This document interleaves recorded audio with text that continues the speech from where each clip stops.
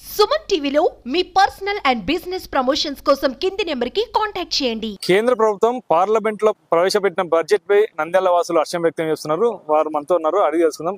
Budget ప్రవేశపెట్టారు, AP కూడా కొన్ని కోట్ల నిధులు కేటాయించారు. దీనిపై మీ అభిప్రాయం? ఇప్పుడు చంద్రబాబు నాయుడు గారి ఘర్త ఇదే. కేంద్రము మన రాష్ట్రానికి నిధులు విడుదల చేయడంలో చంద్రబాబు గారి కృషి చాలా ఉంది.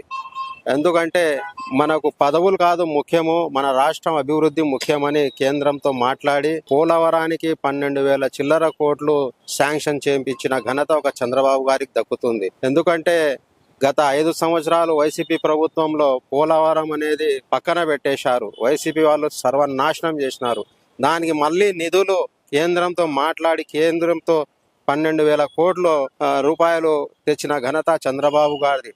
ఇప్పుడే ఒక నెలన్నరలోనే చంద్రబాబు గారు ఎంతో రాష్ట్రానికి అభివృద్ధి పథకంలో నడిపిస్తున్నారు. అలాగే ఈరోజు సంతోషకరమైన విషయం ఏమంటే కేంద్ర ప్రభుత్వం అమరావతికి 15,000 కోట్లు నిధులు కేటాయించడము చాలా సంతోషకరమైన విషయము.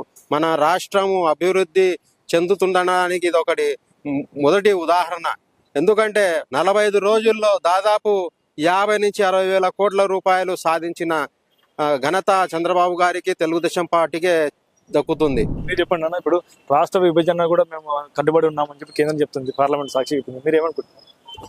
ఈరోజు ఏదైతే 2014లో రాష్ట్రం విడిపోయి ఆంధ్రప్రదేశ్ రాష్ట్రాన్ని పునర్నిర్మించాలని ఆ రోజు విభజన చట్టంలో ఏదైతే పేర్కొన్నారో ఆ నిధులన్నీ గత 2014 నుంచి 19 వరకు మాత్రమే కేటాయించడం జరిగింది.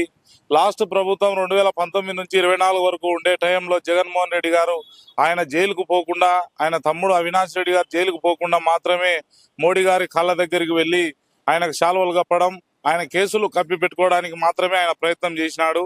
ఏ రోజే కానీ ఆంధ్రప్రదేశ్ అభివృద్ధి కోసం పాటుపడిన ప్రసక్తే లేదు. ఎటువంటి అభివృద్ధి అనేది ఆంధ్రప్రదేశ్ లో కూడా కేంద్రం నుంచి ఒక్క రూపాయి కూడా నిధి వచ్చినది లేదు. ఏదైతే జీవనది మనకు పోలవరం ప్రాజెక్ట్ అయిందో దాని గురించి ఎక్కడే గానీ మాట్లాడిన ఊసే లేదు లాస్ట్ టైం జగన్మోహన్ రెడ్డి గారు. ఈ రోజు చంద్రబాబు నాయుడు గారు ఏదైతే ఆంధ్రప్రదేశ్ లో కూటమి ఏర్పాటు జరిగిందో వితిన్ 1 నెల లోపు మాత్రమే 15,000 కోట్లు ఆంధ్రప్రదేశ్ పునర్నిర్మాణానికి సాధించుకొని రావడం అనేది చాలా హర్షించదగ్గ విషయం.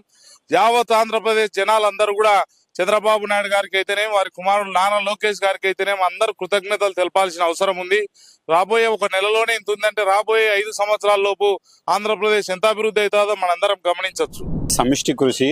ఈరోజు మనం ఎలక్షన్ కన్నా ముందు ఏదైతే ఎన్డీఏ కూటమి ఏర్పడి ఎలా అయితే మనం ప్రభుత్వము ఏర్పడాలని చెప్పి అందరూ సమిష్టిగా కృషి చేసి ఈరోజు 3 పార్టీలు బీజేపీ అయితేనేమి, తెలుగుదేశం పార్టీ, జనసేన ముగ్గురు కలిసి ఒక ప్రణాళికతో మన నాయకుడు శ్రీ ఆంధ్రప్రదేశ్ ముఖ్యమంత్రి అయినటువంటి చంద్రబాబు నాయుడు గారు ఆయన ఒక సలహాలు సూచనలు ఆయన అనుభవంతోనే ఈరోజు కేంద్రంలో పలుమార్లు ఢిల్లీకి వెళ్ళి ఇంత రిక్వెస్ట్ చేసి మంత్రులకు అందరికీ మన రాష్ట్రం ఏ విధంగా అయితే అభివృద్ధి చెందాలో అనే విషయంలో అసలు ఆయన ఢిల్లీకి ఎందుకు పోతున్నారు ఎన్నిసార్లు అని చెప్పి చాలా మంది కూడా ఆశ్చర్యమైంది.